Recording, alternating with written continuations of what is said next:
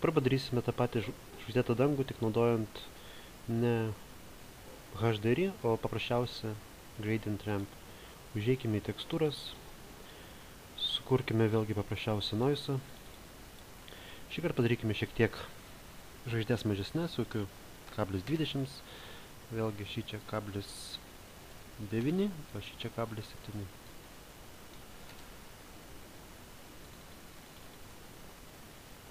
Pamėginkime, einame į Rendering Environment ir meskime tiesiog į mūsų environmentą.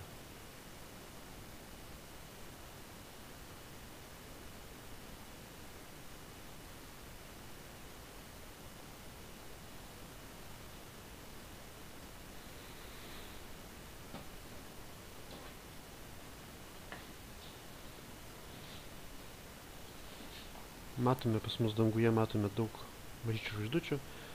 Paryškinkime jas šį kartą naudojant output ir va šitą vat didinant skaičiuką.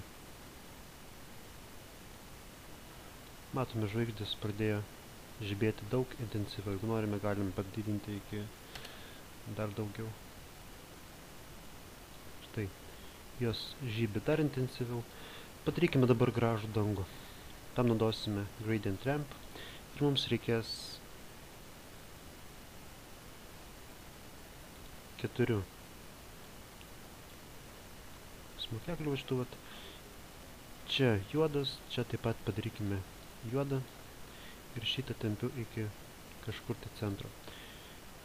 Šį čia padarau tamsiai mėlyną.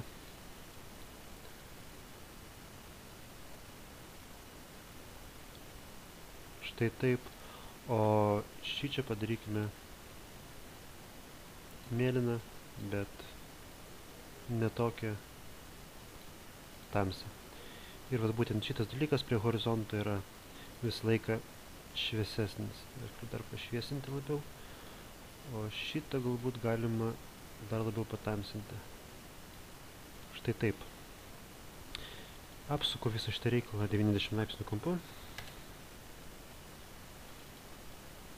Žiūrėkime minus 90, kaip atrodys. Gerai, turėtų būti viskas tvarkoj. Einu primetu visą šitą dalyką į mūsų environmentą. Pažiūrėkime, kaip tai, vėl apsisuko, vadinasi 90. Pažiūrėkime, kaip tai atrodo mūsų renderyje. Kol kas prisimenam, kad pas mus visiškai nėra žvaigždučių, nes mes kol kas jų nemaišėme. Jeigu norim, galim environmentą šiek tiek pakelti aukščiau, kad matytus tas ryškumas labiau.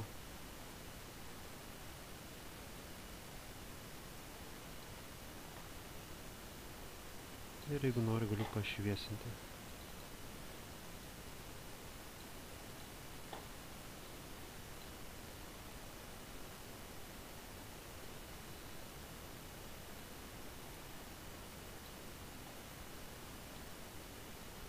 Visgi stenkimės arčiau horizontą.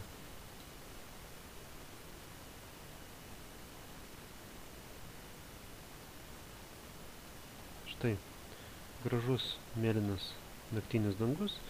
Na ir paimkime galiausiai, įdėkime kokią nors tą patį Composite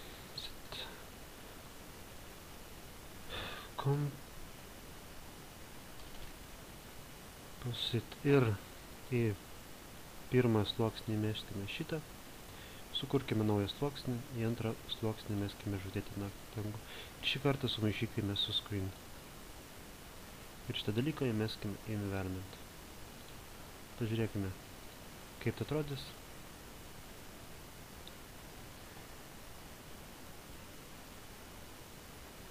Mūsų danguje tiesiog sužybo 1000 žvaigždžių. Tai tiek.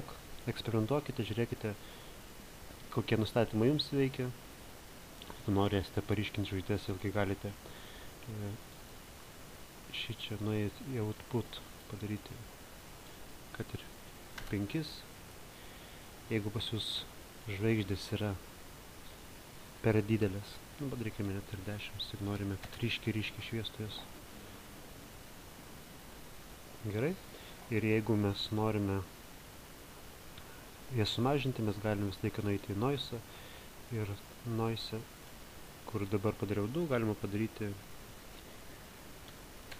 1,1 ir mūsų žvaigždytės taps mažesnė, bet matom, pas mūsų labai daug yra. Vadinasi, bandykime 1,9.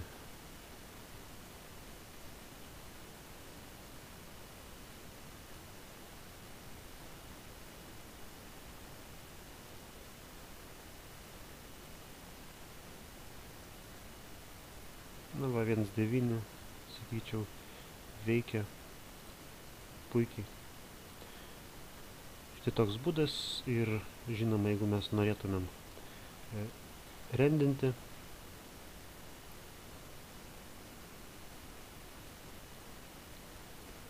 naujausiuose koronos nustatymuose žinom, kad yra Bloom and Glare ir mes galime jungti šitą efektą ir, tarkim, padaryti, kad glare intensyvumas būtų 3. Bandykime.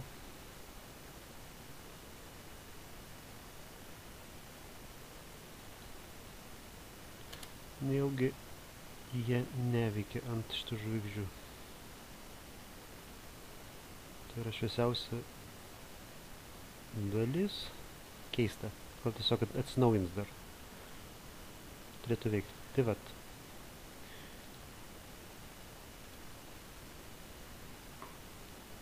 Tokie